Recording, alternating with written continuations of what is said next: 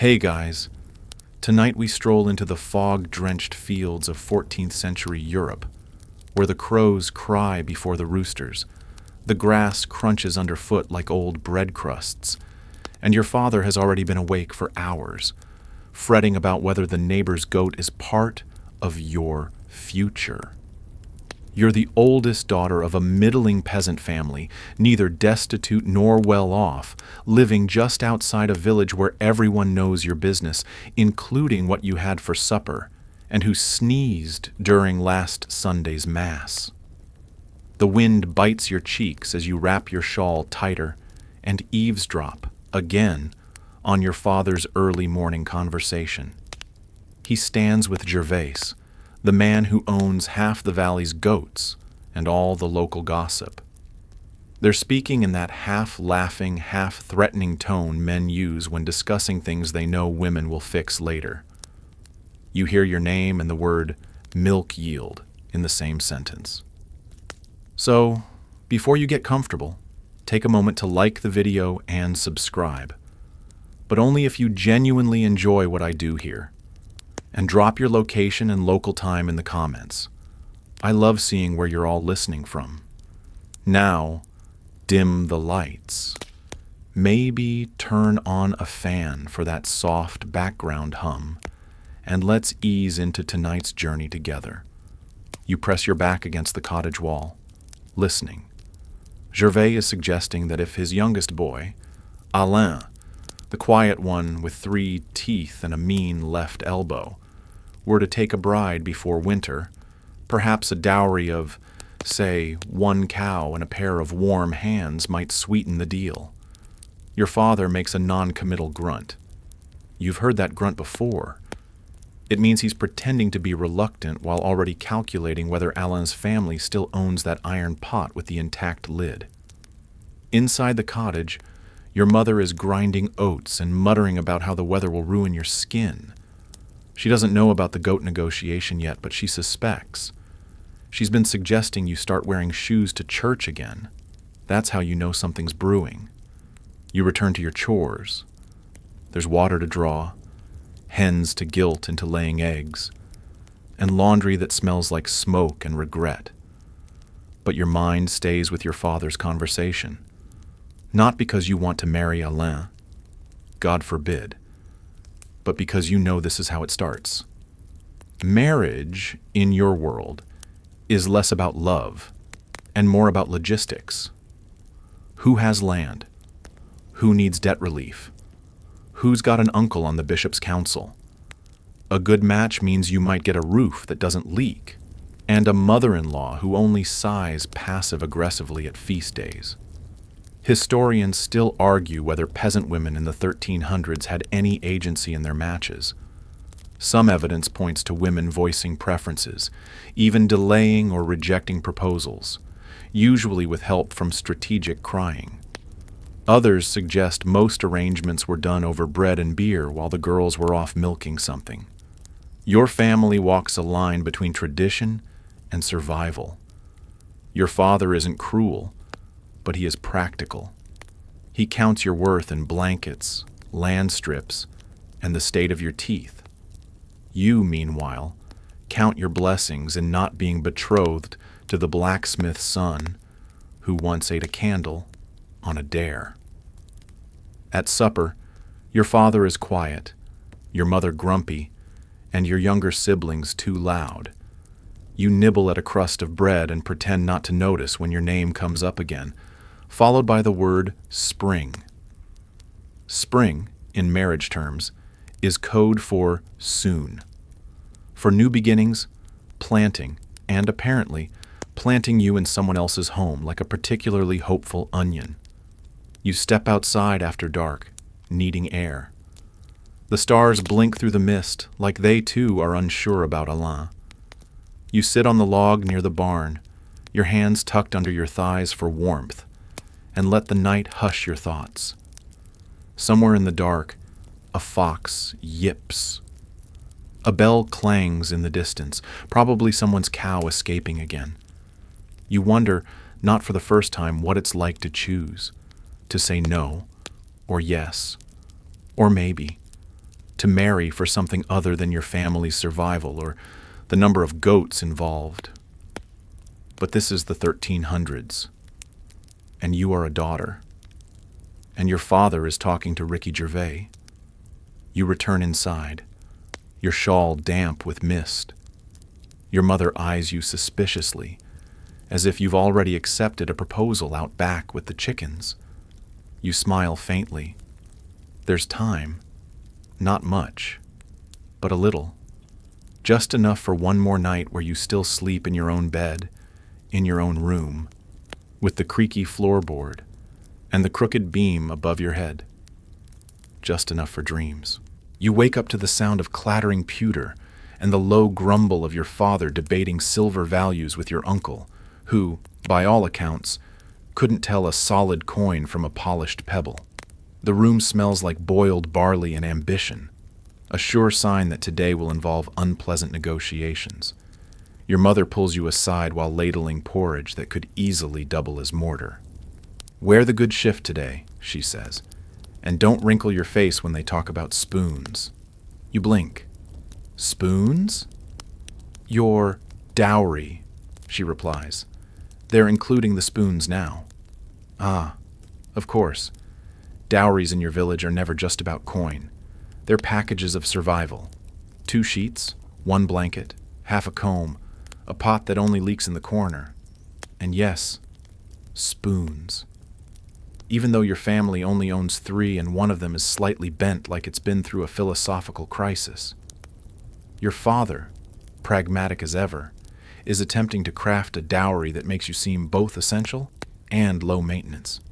You know this because he's already made reference to her sturdy knees 3 times this week, which is the medieval version of calling someone economically durable. He's also offering 1 cow.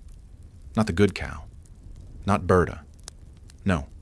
He's offering Pansy, who limps and produces milk with the enthusiasm of a rock. Doxados. Oh, wait.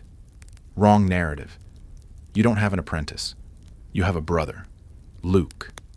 He's younger than you, marginally cleaner, and currently trying to argue that a wool tunic counts as a dowry contribution if he accidentally outgrows it soon. You watch your family squabble, half amused, half annoyed. This is how girls get matched in your century, not by love or letters, but by ledger and livestock. Your future is being hashed out in loud voices and barter logic. Historians still argue whether dowries empowered women by providing a stake in marriage or trapped them in financial calculations beyond their control. For you, it feels like being priced at a market with no haggling allowed. Mid-morning, the neighbor's wife drops by. She's brought a small wheel of cheese and a subtle bribe. Gossip. She leans in, eyes darting, and whispers that Gervais's son Alain was seen speaking to the miller's daughter last week. The miller's daughter, who has a new ribbon and exactly 0 useful skills. Your mother's jaw tightens. "Ribbon girls," she mutters. "All flair, no flour."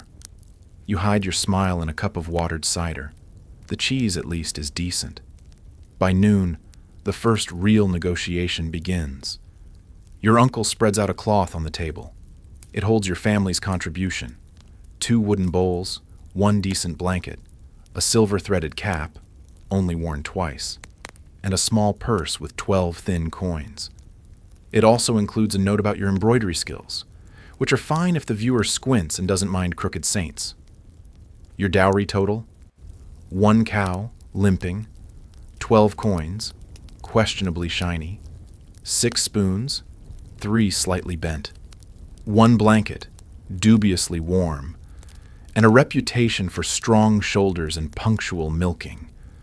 Your value, apparently, is somewhere between sensible wife and backup heir-bearer.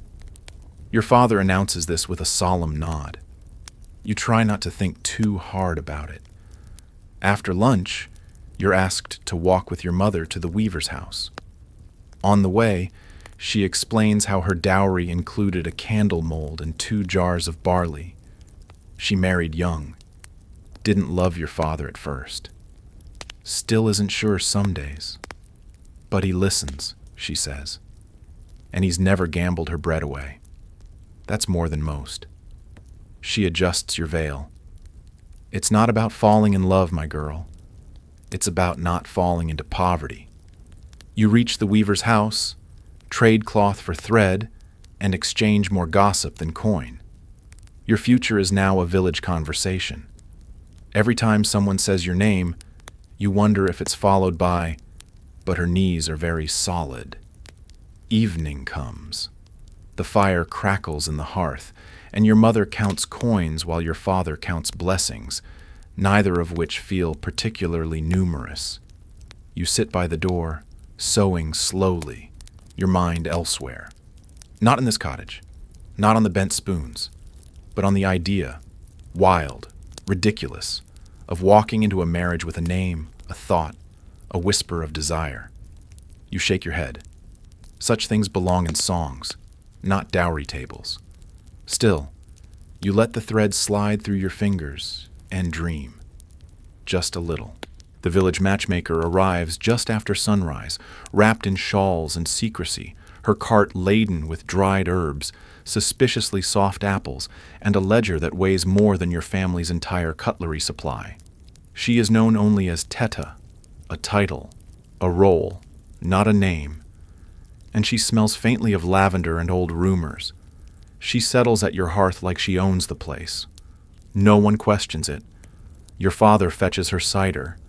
Your mother adjusts your hair with the subtle violence of a woman trying to turn straw into silk. Teta opens her ledger. She murmurs. Strong hands, good teeth, slight squint. I don't squint, you mutter. She's modest, your mother adds quickly. Teta makes a noise of uncertain approval. She asks you to walk. You do. She stares. You feel like livestock at auction. Childbearing hips, she announces. You freeze mid-step. Your father clears his throat. Your brother coughs into his bowl. She churns well, your mother adds, not helping. Teta flips a page. Gervais' boy is on the list. So is Martin the tanner's nephew, and the widower from the next village. He owns a goose. You blink. One goose? A loud goose, Teta confirms. Very territorial. She explains her process. She balances lineage, land, assets, and the flow of gossip. She has symbols, stars for wealth, circles for fertility, triangles for suspicious habits. You notice several triangles beside Martin's name. Does that mean he talks to onions, she says. Ah. She continues down the list, murmuring to herself. She mentions surnames, family alliances, debts forgiven and unpaid, and the time someone's aunt tried to elope with a friar disguised as a charcoal merchant. You don't follow all of it, but you catch one name, Benoit, the Wheatbread heir. His family owns 3 mills, 2 oxen, and a reputation for keeping their shoes dry even in swamp season. Your ears perk up. Teta pauses. He's 17, handsome in low lighting. His mother says he likes girls who know when not to speak. Your smile vanishes. The matchmaker closes her book. I'll send word. Might take weeks or hours. Depends on how the goats behave. And just like that, she's gone, vanished into the mist, leaving behind a swirl of expectations and faint lavender. The village stirs. Neighbors begin their daily routines, feeding livestock, mending nets, and discussing your fate in subtle tones just loud enough to reach your window. One woman suggests you might be too old. You're 17. Another says your arms are too tanned. Another praises your posture and says you should marry someone with fewer opinions. Your family prepares for possibilities. Your mother stitches another veil. Your father counts spoons again, just in case. Your brother offers to sell his slingshot for dowry padding. You suspect he'll buy it back before sundown. Historians still argue whether matchmakers held true influence or merely echoed what families already planned. In your case, Teta's presence reshuffles everything. The list has spoken. The neighbors have noticed. You are now in play. By afternoon, a rumor floats into your ears. Benoit was seen at the market. His hair looked brushed. His tunic lacked stains. These are, in medieval terms, signs of serious intent. You walk to the edge of the village with a basket of eggs, not because you need to, but because movement feels like agency. The sun is high, the path dusty. A crow caws, something that sounds suspiciously judgmental. At the stream, you sit on a flat rock and stare into the water. You imagine a world where you choose, where names are followed by feelings, not livestock estimates. The eggs roll slightly in your basket. You sigh. Back home, your mother waits with a look that says, "News is coming." It does. Just before dusk, Tetta's apprentice arrives. She is 10, very serious, and carrying a rolled note tied with blue thread. Your name is on the front. Inside, 3 potential matches, 2 marked as pending visit, and 1, Benoit, marked with a cautious star. The girl waits for a tip. You give her a piece of bread and a warning about geese. You sit on the bench, note in hand, heart somewhere between curiosity and dread. The fire crackles. The sky darkens. A breeze whispers through the thatch. Your mother watches you read. "You could do worse," she says softly. You nod. You could. But could you do better? That question stays with you, long after the fire dies down and the eggs are forgotten. The monastery feast begins with a bell, low, slow, and entirely disinterested in whether you've scrubbed your face properly. You and your family arrive among a steady stream of villagers, traders, and those inexplicably drawn to free bread and vague promises of divine entertainment. The courtyard of the monastery is draped with garlands made of dried rosemary and whatever flowers survived last night's frost. Monks bustle about, carrying baskets of apples and loaves so crusty they could repel small armies. Someone is trying to roast a pig on a spit that clearly leans to the left. A small group of boys chases a chicken with the kind of hope usually reserved for miracles. You stand beside your mother, clutching a cloth-wrapped bundle of grain you brought as a contribution. She adjusts your veil for the 7th time and mutters, "Don't look too eager, or too aloof, somewhere between blessed and competent." Your father is already deep in conversation with a widow who manages one of the village's finer vineyards. You know this because she touches his elbow when she speaks and laughs like she invented wine. You suspect she's in the market for a son-in-law, or possibly just better wine barrels. Across the courtyard, near the long table of lentils and roasted roots, stand the potential suitors. They travel in flocks, like goats wearing borrowed tunics. One is too tall and looks like he might faint from a strong breeze. Another wears fur despite the mild weather, clearly peacocking. And then there's Benoit. He is seated, chewing on a piece of apple with methodical seriousness. His hair is neat. His boots are only moderately muddy. You make eye contact. He nods. You nod. It is the kind of exchange that, in your world, might count as foreplay. Your mother notices. "He's the wheat boy." "I know. He has shoulders." "Thank you." The abbot begins the blessing. Everyone bows their heads. The wind kicks up just as he reaches the part about gratitude and humility. Someone sneezes dramatically. A baby cries on cue. You close your eyes, pretending to pray. But really, you're counting how many people have noticed Benoit's proximity. Historians still debate the role monasteries played in the rural marriage process. Officially, monks promoted chastity and detachment. Unofficially, they hosted events like this one, knowing full well that young people tend to mix better when someone provides food and doesn't supervise too closely. The feast proceeds. You are handed a piece of barley cake that feels more weapon than dessert. A monk tries to recite a poem about divine union but is interrupted by a boy who slips on a turnip. Laughter ripples through the crowd. Someone uses the distraction to pass a cloth token to someone else, likely an early pledge. You wander toward the well, half hoping for solitude, half expecting someone to join you. Benoit does. He doesn't speak right away, just leans against the stone rim, watching the monks argue over which hymn to sing next. "They've been debating that since last Easter," he says eventually. You smile. "And still no consensus?" "They tried a vote once. The older monks claimed divine veto power." Silence stretches comfortably. He pulls something from his pouch, a piece of cheese wrapped in waxed cloth. "Trade?" he offers. You exchange a honeyed walnut from your pocket. Not romantic, but intimate in its own peculiar way. He chews slowly. "You don't like fur coats, do you?" "Only if they come from animals that died of old age." He laughs. "That rules out half the table. Half the parish." The sun begins to sink. Shadows stretch across the courtyard.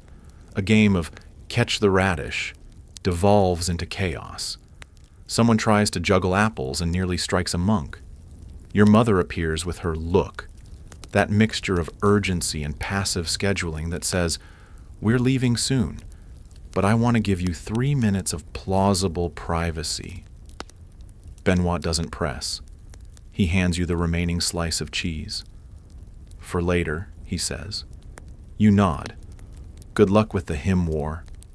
He grins and walks off, boots crunching lightly. Back at home, your father pours a modest cup of wine and asks casually, "See anyone interesting?" You shrug. "A boy with cheese." He raises an eyebrow. "Better than a boy with debt." Your mother hums, already stitching something new. "We'll see what Teta says next." You take the cheese to your room. It's not much, but it's real. And for once, not entirely measured in goats. Outside, the last light fades. The monks' voices carry faintly on the wind. The hymn they chose is out of tune, but earnest.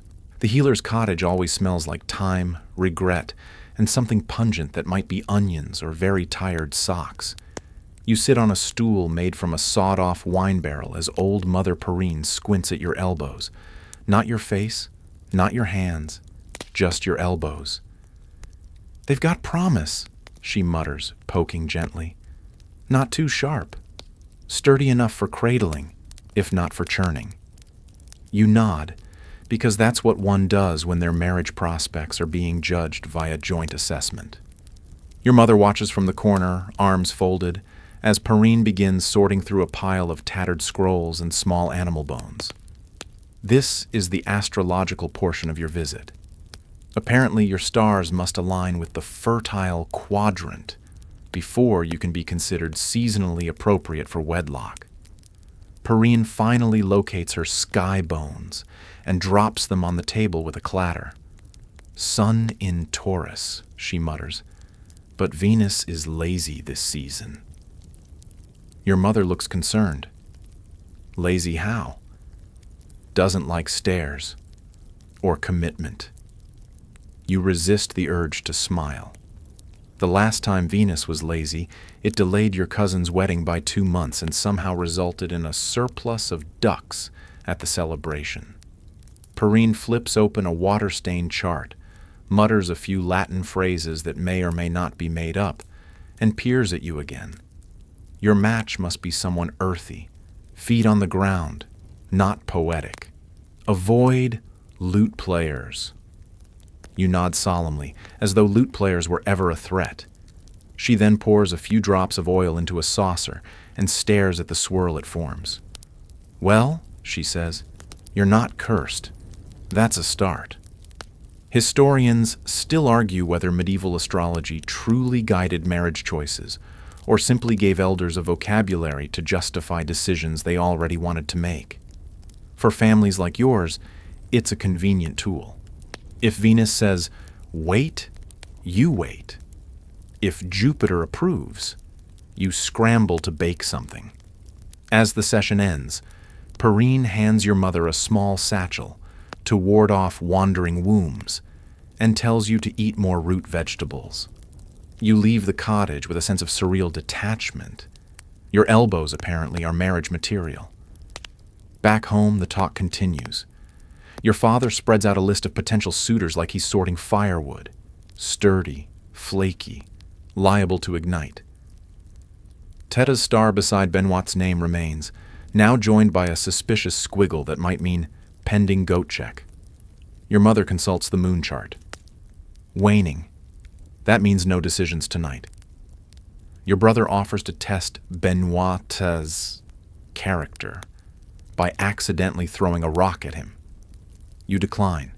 That night, as you peel turnips by candlelight, you imagine being matched by elbows and moons. It's strange, surreal, and yet somehow comforting. At least the stars don't care about dowries. You fall asleep wondering what Benoit's chart says. Probably that he's allergic to nuts and should avoid women with strong opinions. The next morning, your cousin drops by, cheeks flushed from a long walk and a short argument with her betrothed. She was matched in early spring and is now discovering that her husband-to-be speaks mostly in weather metaphors and gets nervous around cheese. She watches you braid your hair and sighs. At least you still have options. You smile. For now. You walk to the field with a basket of scraps and watch the pigs root through the dirt with far more conviction than most suitors you've met. There's something reassuring about their focus. Later, you pass the village notice post. Someone has added a note in poor Latin. Marriage moon rises next week. Prepare linens. Beneath it, a crude drawing of a couple holding turnips. You resist the urge to correct the grammar. As you reach home, your mother pulls you aside. Teta is visiting again tomorrow. She's bringing tokens. Tokens mean intent. Tokens mean decisions. Your elbows twitch, unbidden. You head to your room, unwrap Perrine's satchel, and hang it by your bed. It smells of sage and faint desperation, but you fall asleep quickly. Perhaps tonight, Venus is in a generous mood. The feast day of St. Modesta dawns with a drizzle so persistent, it feels more like weather trying to apologize for itself. You're already awake, brushing crumbs from your tunic and inspecting your only shoes for signs of disintegration. One of the straps sighs as you pull it on. You pretend not to hear it. Your family prepares in a flurry of modest chaos. Your mother bakes a lopsided barley loaf with a solemnity that borders on liturgical. Your brother attempts to iron his tunic with a heated spoon. Your father debates whether the best seating at the festival is near the fire pit or the musicians, eventually settling on where the bread is least stolen. You walk to the village square under a veil that keeps sliding, and a sky that can't commit to rain or fog. The scent of roasting turnips, wet wool, and hopeful matchmaking hangs in the air. This is not just a religious feast. It's a courtship carousel, a social buffet where everyone's watching everyone else and pretending they aren't. Near the well, someone's grandmother is already distributing judgment. She wore blue last year, bold for someone with no land. Did you see his boots? More patches than leather. That one's been eating too many winter pears. Hips like a butter churn. You clutch your basket tighter and try to smile at the right people. Your mother whispers, Benoit is here. You spot him near the roasting pit, slicing apples and laughing with someone whose tunic is aggressively clean. He looks up, sees you, and gives a small wave, barely more than a flicker of fingers. You nod back, internally grateful you're not holding anything particularly flammable. The games begin. First, the bread toss, a strange tradition wherein girls toss small loaves over a hedge. If a boy catches one, he's expected to offer a compliment and a turnip. Your turnip, carefully selected and washed, rests in your pocket like a silent accomplice. You toss your bread. It arches poorly, more of a deflated puff than a throw. But by some miracle, or gravity, Benoit catches it. He approaches, turns the loaf over in his hands and says, "It's still warm." You blink. It's barely baked. Then it matches the weather. You both smile. He offers his turnip. It is small, slightly lopsided, and has a faint resemblance to a disgruntled bishop. You accept it like it's a jewel. Feasting follows. Stews bubble. Laughter floats. Children run past, flinging herbs at each other in what may be a blessing ritual or just poor supervision. You sit beside Benoit at the long table. He speaks little but listens well. His father joins briefly, nods at you and says, "Sturdy shoulders." Good. You nearly drop your spoon. Later, the dancing begins. A circle of musicians forms, playing something between a reel and a prayer. Couples pair off with the enthusiasm of slightly nervous sheep. You're swept into a turn with Benoit, who steps carefully, as though the ground might critique him. Your feet barely touch the grass. His hands are calloused, but warm. He doesn't speak again until the song ends. Then, "I'd trade a better turnip next time." You grin. Try for symmetry. Historians still argue whether these festival rituals were symbolic or binding, whether catching a loaf and sharing a dance could mark the beginning of a contract or just an awkward anecdote. In your case, it feels like the beginning of something real, or at least more personal than a goat-based ledger entry. As twilight descends and the sky finally decides on drizzle with flare, your mother tugs your sleeve. "We should go before the gossip begins."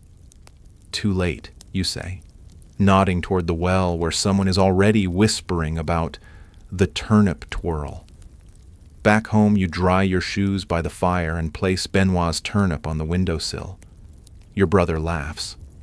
"Doesn't look like much." "Neither do you," you reply. In your room, you unwrap your veil and hang it to dry. You sit by the window, watching rain bead along the sill. The turnip casts a small, ridiculous shadow. You don't know what's next. But today, he caught your loaf, and you danced. And that, in the 1300s, counts for something. The morning after the feast, your family's house smells like ashes, damp linen, and rising anxiety. Your mother is already sweeping the hearth with more aggression than necessary. Your father stares into his porridge like it's going to confess something. You, meanwhile, are pretending not to notice that your name has been spoken 3 times before the bread has even cooled. The turnip is still on the windowsill. Your mother notices it and sighs. One of those long, weary sighs that suggests she's already planning your entire wedding menu. "She shouldn't have danced twice," she mutters clearly to the broom. "She danced once," you reply, "and barely stepped." You smiled. "Yes," you say. "It was free." But smiles aren't free. Not in the social economy of a small medieval village where each glance, grin, or accidental hymn harmony might be misinterpreted as an engagement proposal. That afternoon, while you churn butter and pretend not to eavesdrop, the house becomes a courtroom. Your father has received a message, delivered by a boy with muddy shoes and too much excitement, suggesting that Benoit's family is interested but uncertain. Uncertain? What could possibly be uncertain after the turnip exchange, the bread toss, the borderline spiritual foot shuffle? "His uncle has opinions," your father says grimly. Of course he does. Apparently Benoit's uncle, who owns a quarter share in one of the mills and a full share in everyone's patients, has raised concerns about your reputation. Specifically, the fact that you once walked to church alone. Alone. As in, without a chaperone, without a cousin, without even a badly behaved goat. Historians still argue whether women's reputations in the 1300s were as fragile as they appear in most records. Some say communities were more flexible than we assume. Others insist that a single moment of perceived independence could doom a match faster than spoiled butter. You remember that walk. It was spring. The sun was warm. The fields smelled like clover. You were late, and your brother had mysteriously vanished, leaving you to make the trek solo. No one said anything then, or so you thought. Your mother is mortified. It's not proper, she says. It's not how girls are seen. But I was seen, you say. Exactly. The logic is watertight, in the way a sieve is watertight. Word spreads. Of course it does. The gossip wind in your village is faster than any royal courier. By dusk, 3 people have asked if you've ever read a book without permission, and someone else wonders if you were born under a comet. You hide in the barn, curling your fingers into the hay and trying not to cry. Not out of sadness, but sheer exhaustion. You've done everything right. You've smiled the correct amount, baked the bread, twirled modestly, and even accepted a deformed root vegetable as a token of affection. Now your character is on trial for taking a brisk walk. The barn smells like cows and cold dust. It's comforting in its own scratchy way. You're not alone long. Your brother finds you, holding a half-eaten apple and an expression of mild defiance. I told them it was my fault, he says. Said I forgot to walk with you because I had the runs. You raise an eyebrow. Realistic, he adds. You almost laugh. That night, your father writes a response to Benoit's family. It's a masterpiece of vague diplomacy, grateful for the interest, understanding of the concerns, eager to clarify misunderstandings, hopeful for renewed goodwill, and ending with a proverb about goats and fences that doesn't quite apply. You add an extra log to the fire and sit in silence, staring at the flames. The turnip is still in its place, stubborn as your spine. Your mother sits beside you and speaks softly. You did nothing wrong, but it's not always about right or wrong. You nod. You know.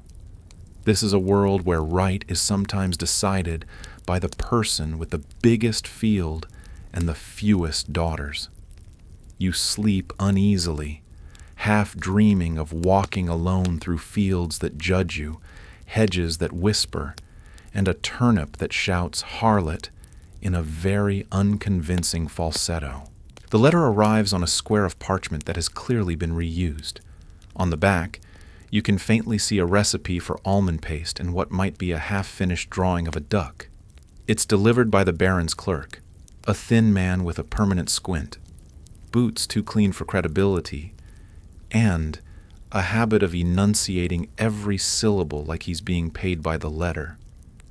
He stands in your doorway, back ramrod straight, eyes scanning your modest cottage as if it might attack him. You're kneading dough when he knocks, your hands dusted in flour, your thoughts half a village away. I bring a notice, he announces, from the house of Beaulieu. Your mother drops her spindle. Your father stops pretending to read. Your brother hides behind a hanging ham. The clerk clears his throat and reads. In the most painfully official tone, he explains that your family's minor debt to the local tithe collector has come to the attention of the Baron's estate. And since Benoit's uncle happens to owe a similar sum, coincidence surely, an opportunity has presented itself. A union, the letter suggests, could serve as a mutually beneficial consolidation, a strategic reconciliation of accounts. You blink. Your dowry has become part of a rural merger. Your mother goes pale. Your father says, well, that's efficient. The clerk hands over the parchment and leaves with the same exaggerated dignity he arrived with. sidestepping a puddle as if it carries disease. You stare at the letter, equal parts insulted and intrigued. On the one hand, your future is now officially entwined with coin ledgers and someone else's overdue barley payments. On the other, it's still a match with Benoit. Technically. Sort of. Financially. Dinner that night is tense. Your father rereads the letter 4 times, nodding slightly less each time. They've essentially bundled you with the tax, your brother whispers. Would you prefer they bundled the ham? You snap. Your mother sighs and starts listing pros and cons out loud. Pro.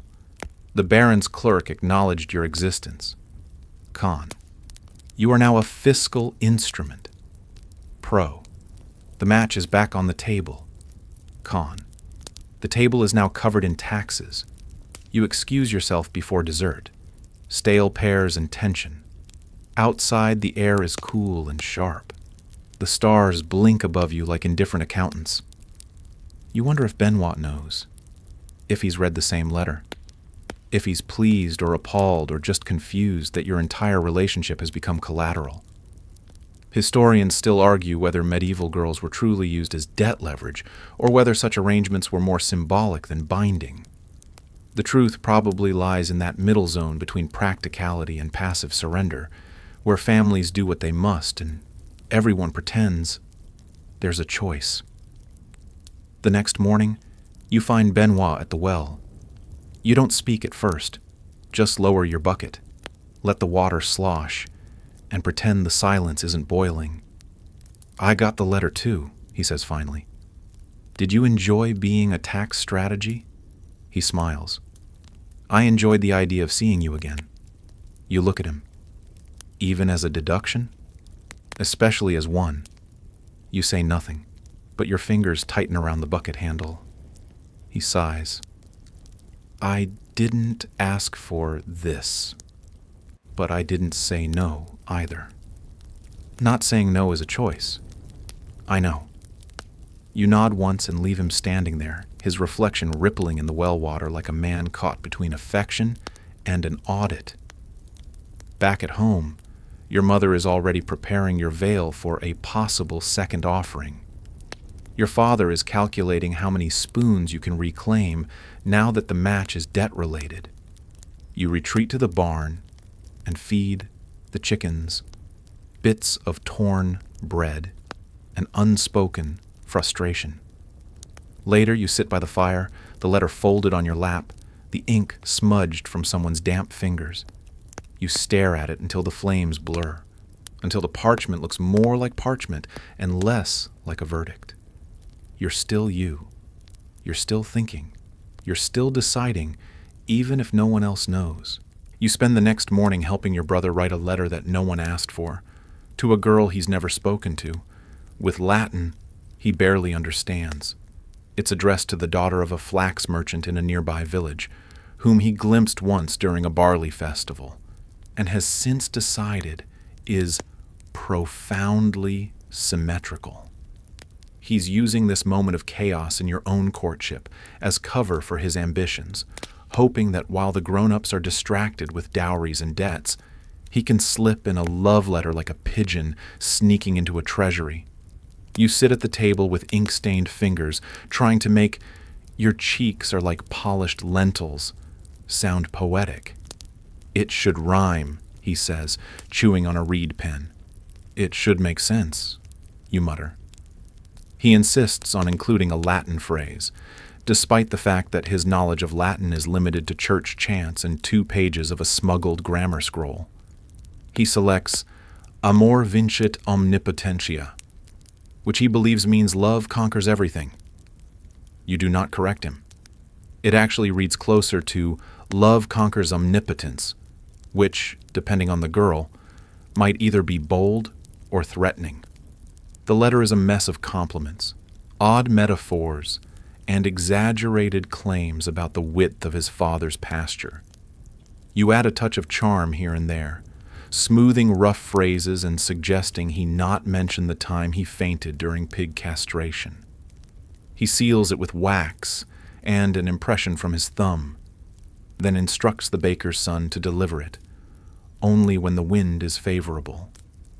You return to your own life of reluctant diplomacy. Your father has responded to the Baron's letter with cautious acceptance, though he's scribbled some conditions in the margins, mainly about grain storage and visitation rights for the family goose. Your mother is trying to embroider a cloth token to send with the official pledge. It's supposed to represent your virtues.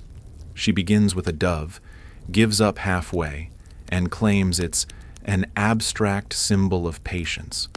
You privately think it looks like a squashed squirrel. She hands it to you with a hopeful smile. He'll understand. You're not sure if you want him to. The cloth token is tradition. Girls send them as signals of acceptance or tolerance. Boys, in return, offer trinkets, like ribbons, carved spoons, or, in one unfortunate case, a preserved frog wearing a hat. You place the dove squirrel in a box and try not to think too hard. Historians still argue whether these tokens truly held binding meaning or were just performative gestures in a courtship ritual where real decisions were made by coin.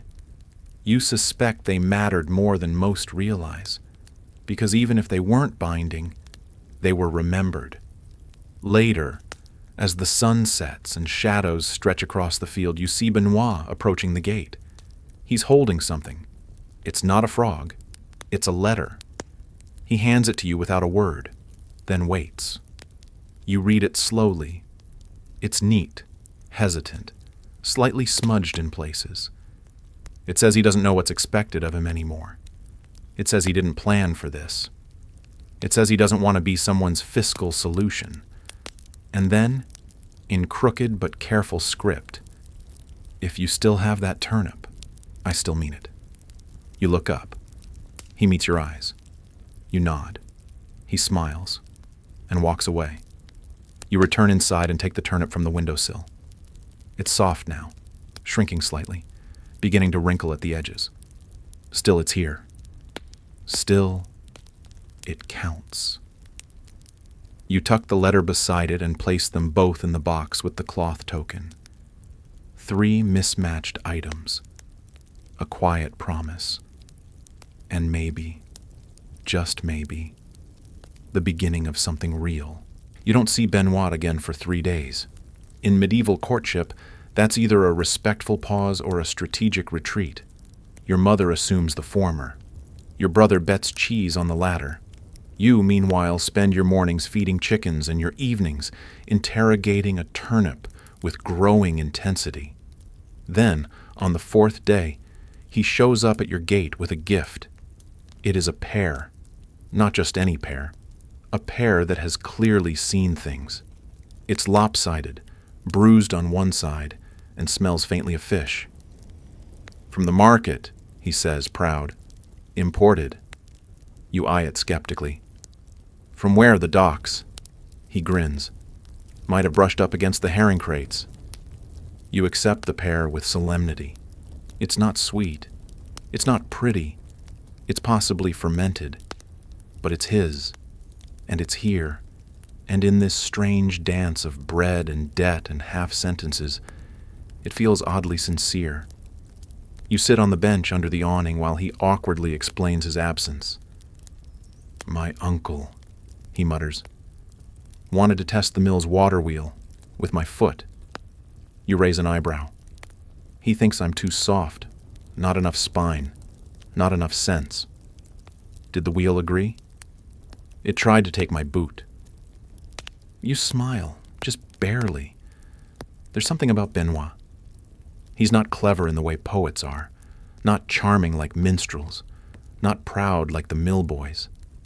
But he listens, and he shows up, even if he brings you fruit that smells like regret.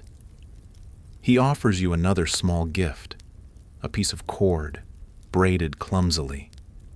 For your hair, he says, though it looks more like a bracelet for a goat. You tie it anyway. That afternoon, you walk together toward the stream, saying little. There's no need for talk when your feet fall into the same rhythm, when the birds are chirping, and the wind smells like rain that might not come. He picks a leaf and folds it between his fingers. You ask, "Are we decided, then?" He shrugs. "If you're not opposed." "I'm not." He nods. "Good. Romance in your century is rarely dramatic. It's practical, quiet, a look, a loaf, a lopsided fruit. Yet somehow it matters. Historians still argue whether love was considered in medieval matches among the lower classes. Some insist emotion had no place in survival arrangements. Others say affection often followed arrangement, blooming slowly like barley after rain. You like to think you're somewhere in between. You return home to a household already buzzing with curiosity. Your brother sniffs the pear and pretends to faint. Your mother asks if the cord was pre-blessed. Your father says nothing, but you catch him smirking when he thinks you're not looking. That night, the sky is unusually clear. You sit by the hearth, the pear in your lap, the cord in your hair, and a strange warmth in your chest. You're not promised yet. Not officially. But there's momentum now. The kind that turns heads and moves matchmakers to sharpen their quills. As you drift to sleep, you imagine your future. A hearth like this one. A mill that doesn't eat boots. A man who brings you pears, even when they're questionable. You dream of fish-scented fruit and soft-spoken men. And you wake smiling. You're kneeling in the chapel, supposedly praying, when you hear it. Two voices, low and urgent, murmuring near the church doors. You tilt your head just enough to catch the tone, not the words. One is familiar, the village priest. The other, sharper, concerned. Your name drifts through the whisper, not loud, but unmistakable. You stay kneeling. You don't move. That would be suspicious. But you also stop praying entirely. Your mind is now as blank as a well-scoured pew. The conversation is brief. The footsteps retreat. The door creaks shut. You wait 5 long breaths, then rise and slip outside. The air smells of pine smoke and cold stone. You walk slowly around the side of the chapel, then faster once you're out of view, heart thudding with that peculiar blend of dread and nosiness. By the time you reach home, the atmosphere has shifted. Your mother is chopping carrots with more force than necessary. Your father is holding a small scroll, half opened, wrinkled at the edges. He looks up. "There's been a delay," he says. You wait. The Baron's clerk is requesting clarification. Benoit's family may be reconsidering. You feel something in your chest drop, like a bucket in a dry well. "They said," your father continues, "there's concern over consistency, whether the match remains mutually beneficial." You sit. The stool creaks ominously beneath you. "Because of the debts?" you ask. Your father hesitates. "Partly. And something about your independence." "Ah, you walked alone. You read. You helped write a letter in Latin. You wore your hair uncovered once because the veil was damp. Independence. It clings to you like smoke. Unwelcome in a world that prefers you contained and predictable. Historians still argue whether medieval girls' reputations were actually this fragile, or whether local gossip simply carried the force of law. Some claim villages like yours relied on shared morality like thatched roofs. Flimsy, but everyone pretended it held. You rise, slowly. Your mother tries to say something, but the carrots snap louder. That evening, you walk back to the chapel. The path is muddy, and your boots are no longer trying to look respectable. Inside, the candles are low. The priest sees you, clears his throat, and offers a nod too polite to be innocent. You kneel again, not to pray, but to think. You replay the last few weeks. The bread toss, The pear, the walk by the stream, the letter. You try to measure them against debts, rumors, and the bruised dignity of uncles. You decide nothing. Instead, you return home and light one of the leftover candles from last year's feast. It sputters once, then burns steady. The next day, Teta arrives. She has a new ledger. She also has a neutral expression, always dangerous. "We'll wait a week," she says. "Sometimes matches need to stew." You look at her. Is stew the goal? She shrugs. "Better than rot." You nod. You can stew. For a week, maybe 2, but not forever, and not without answers. You're not sure when midnight became the most productive hour for questionable decisions, but here you are, creeping around your own backyard with a wool shawl over your head and a basket filled with root vegetables and moral ambiguity. It starts with a whisper through the shutters. You're grinding lentils by lamplight when your brother hisses your name, urgent and conspiratorial. There's a carrot exchange happening. Behind the tannery. You blink. That's not a euphemism. Number literally, carrots and cloth tokens. You set the pestle down. Turns out, Benoit has decided to skip the bureaucracy.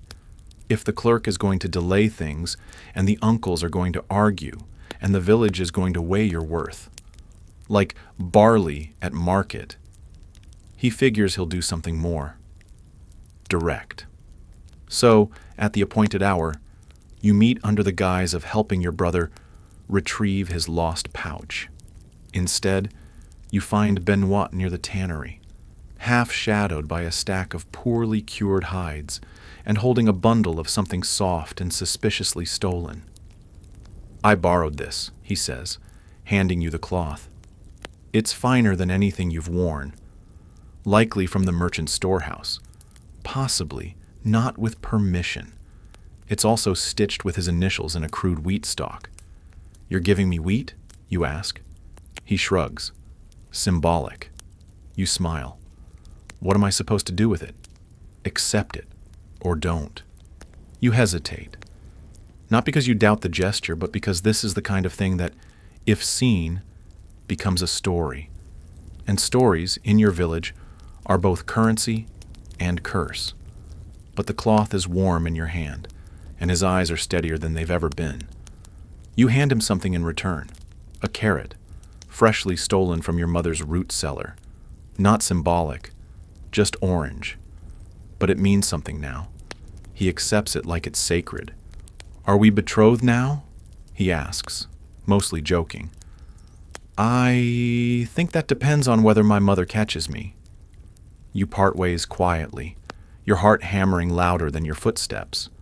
Historians still argue whether such secret exchanges constituted real pledges. Some say yes. Tokens exchanged in private could bind 2 people in the eyes of the community. Others insist only contracts with witnesses counted. Either way, carrots were never officially recognized. The next morning, you hide the cloth token in the bottom of your blanket chest, under an old apron and your most boring veil. The carrot goes in the stew, because symbolism doesn't survive the boil. Your mother notes the missing vegetable, but says nothing. Your father comments that the stew tastes braver than usual. You don't ask what that means. The village, meanwhile, continues its slow churn. A girl is rumored to have received a ring from a boy who actually owns a pig. The mill floods slightly. Someone claims a cat gave birth in the church. Life continues. But something's different. You feel it when you walk to the well, when you look toward the tannery, when you braid your hair and your fingers brush the cloth tucked in your chest. You feel it when you notice Teta watching you, ledger in hand, expression unreadable. The clerk hasn't responded yet. The match still stews. But you've already made a quiet choice. And now, it's only a matter of whether the world will catch up. The contract is written on stiff parchment that crackles like old gossip. It smells faintly of ink, lamb fat, and anxiety. 3 priests, 1 confused notary, and a boy whose job is to hold the sealing wax are crammed into the parish hall alongside your family and Benoit's. Everyone is sweating. It's happening. The marriage bond, conjunctio per verba de futuro if you want to be precise and mildly pretentious, is being drafted. Officially, legally, unavoidably. You sit between your mother and an aunt who hasn't smiled since the Black Death. Across from you, Benoit is trying to look responsible while fidgeting with the hem of his sleeve. His uncle, naturally, has brought 3 ledgers and 1 skeptical eyebrow. Father Mathieu clears his throat and begins reading the contract aloud. The union of Benoit, son of Geoffroy the Miller, and your name, daughter of Alain the barley steward. You half listen. The words blur into a steady stream of obligations and asset transfers. 3 sacks of barley, rights to a strip of pasture, 1 iron ladle, in good condition, and a dowry that has now been adjusted to include 2 spoons and the promise of an eventual goat. Then comes the bread count. Yes, the bread count. Apparently your father once borrowed a wheel of aged cheese and a dozen loaves from Benoit's family during the festival of St. Wulfhilde. The contract now includes a detailed clause about repaying this debt in future wedding feasts, or, should the bread be inferior, a supplementary supply of pickled cabbage. You stifle a laugh. Your brother coughs deliberately. Benoit gives you a small smile. Then comes the priest's favorite part, the reading of the clauses aloud a second time, in case anyone wasn't listening the first go-round. The notary nods at intervals, though you're fairly sure he's thinking about soup.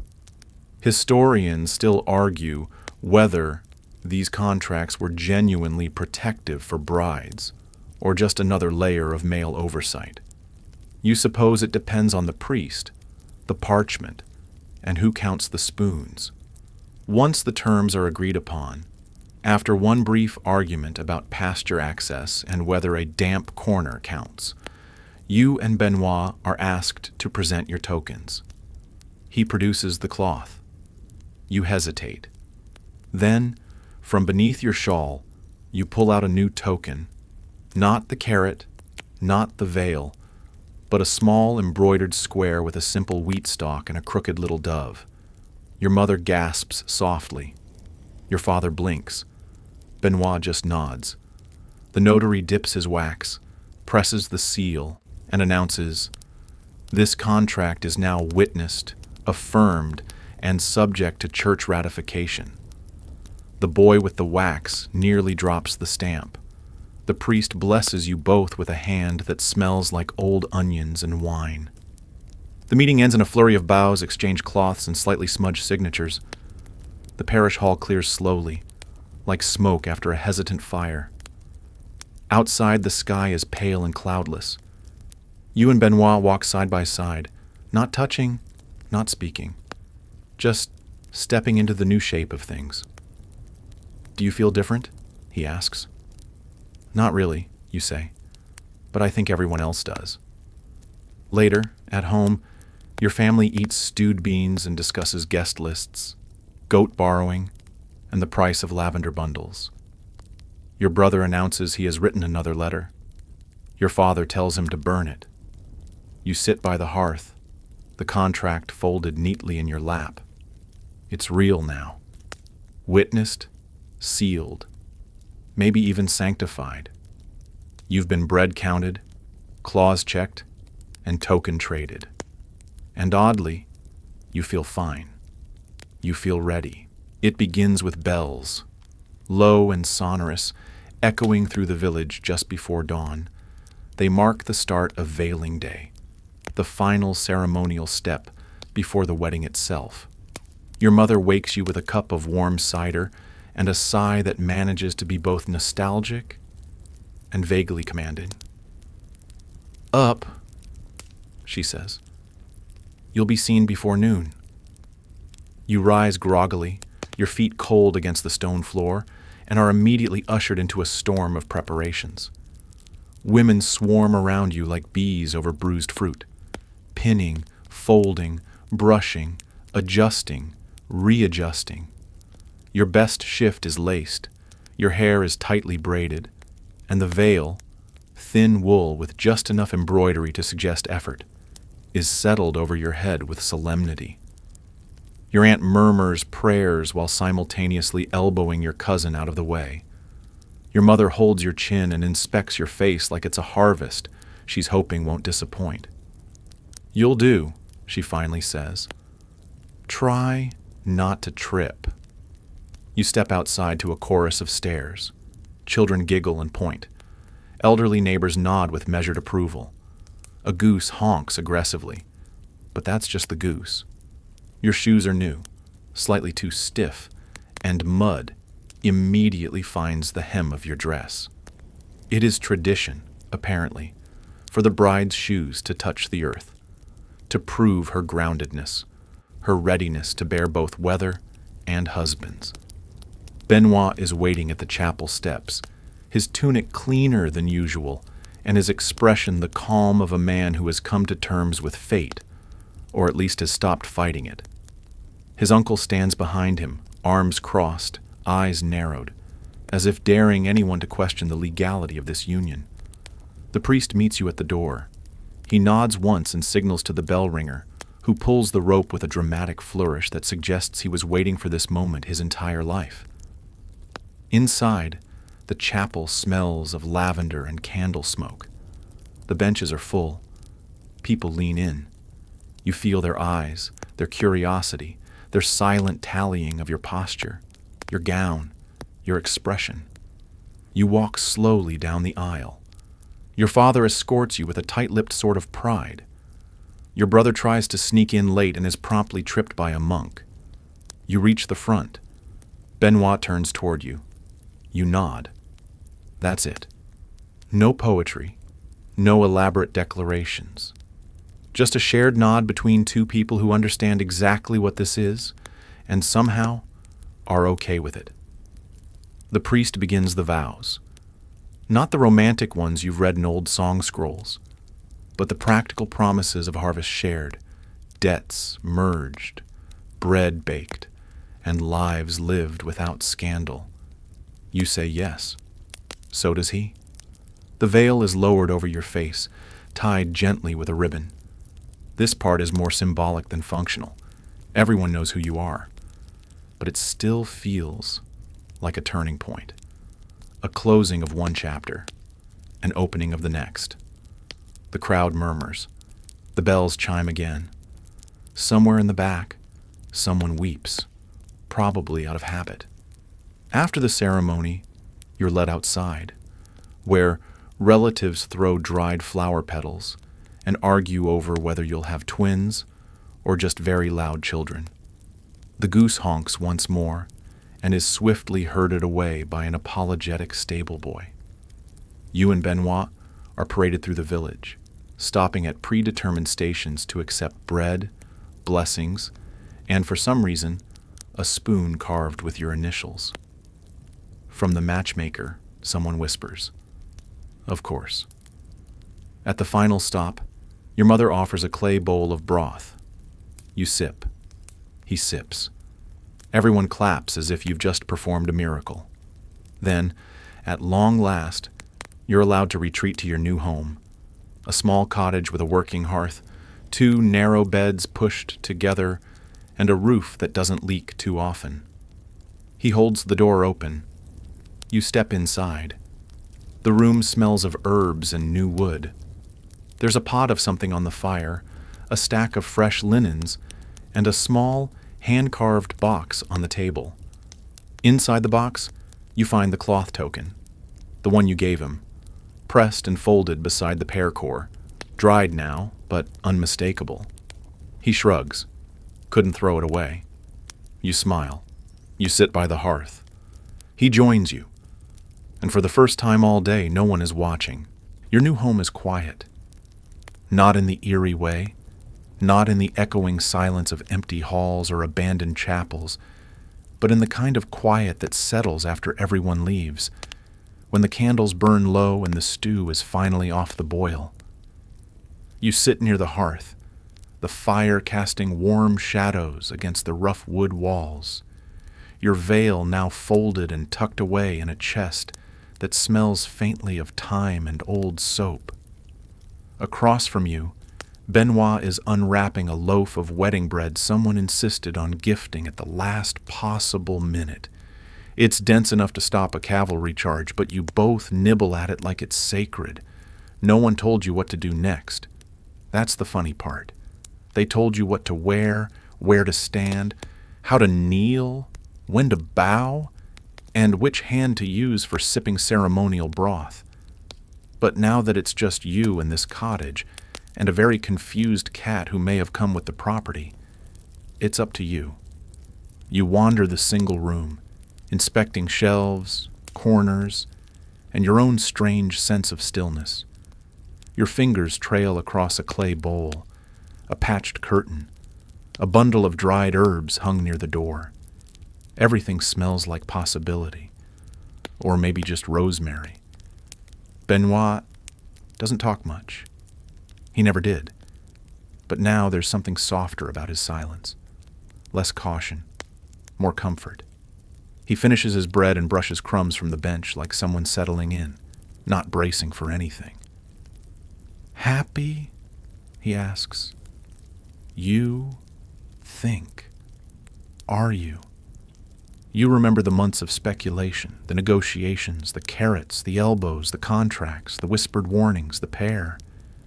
You think of your mother sighing over spoons and your brother writing terrible Latin. You think of how many people tried to shape your story, and how, somewhere along the way, you started shaping it yourself. You nod. Getting there. He smiles, and that's enough. Historians still argue whether medieval marriages began with love or simply grew into it like moss along a shaded wall, whether matches were ever truly equal, whether girls like you, in cottages like this one, had a say. You don't have the answer. But as the fire pops softly and your new husband starts snoring with truly impressive volume, you feel a kind of peace settle over your shoulders like a familiar shawl. The wind rattles the shutters once, as if checking in. The cat curls near your feet with a sigh that implies it outranks both of you. You climb into the narrow bed and lie there, eyes open, watching the play of firelight on the ceiling beams. You wonder what tomorrow will be like, whether the roof will leak, whether he'll remember to close the grain bins, whether the turnip will sprout in the garden come spring. For now, the world is still. You are home. Wind down. 300 words. So now, here you are, wrapped in wool, lying in a bed you didn't sleep in yesterday, listening to the gentle rhythm of a new life beginning, not with a bang, but with a long exhale. The fire flickers. The last bit of candle wax pools around the wick, trembling in time with the breeze whispering through the thatch. Outside, the stars blink lazily over the village rooftops, keeping watch over wheat fields, water wheels, and a dozen other quiet homes just like yours. Everything smells faintly of herbs and wood smoke. You breathe in deeply. It's not much, this room. Just one space, two voices, a cat, and a whole lot of decisions still waiting to be made. But it's yours now, and that makes it everything. You stretch your legs under the wool blanket and feel the weight of the day ease from your shoulders, like someone slowly peeling away each layer of planning, expectation, and ceremony, until all that's left is warmth and quiet, and the steady sound of someone else breathing beside you. No more matchmakers, no more dowry counts, just sleep. The fire sighs, the shutters tap gently. You roll to your side, pull the blanket higher, and let the soft hush of the evening blur the lines between thought and dream. You're not a bride anymore. You're just you, still figuring it out. But finally, wonderfully, at rest. Sleep now. Sleep, matchmaker's daughter. The turnips will wait. End of script. Sweet dreams.